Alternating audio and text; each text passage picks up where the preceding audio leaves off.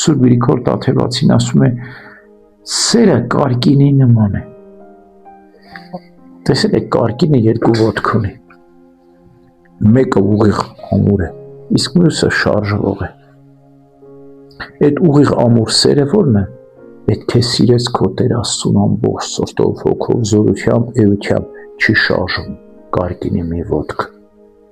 Այսինքն Աստվածային սերը պետք է ամուր եւ անխախտելի լինի։ Դու պետք է Աստծուն սիրես առաջնահերթ։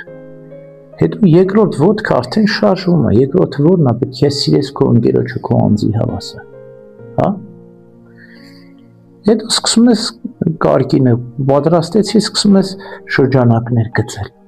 Առաջինը ում ես սիրում։ Սիրում ես քո ընտանիքի անդամներին, քո ծնողին, քո եղբորը, քո քրոջն ես սիրում։ Մի քիչ եթե մեծացրեցիր այդ շրջանակը, հայրենիքդ ես սկսում սիրել, քո լեզուն ես սիրում, քո եկեղեցին ես ավանդություն, հետո քո քրիստոնյա հավատացյալ քույրերին, եղբայրներին ես սիրում։ Ես մեծացրեցի շրջանակը։ Հետո սկսում ես ավելի մեծ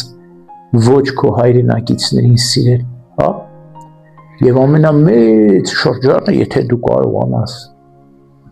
սիրում ես քո թշնամիներին, քեզ հալածողներին, քեզ նեղողներին, ինչպես Քրիստոս աղոթում էր իր լխաչողների համար։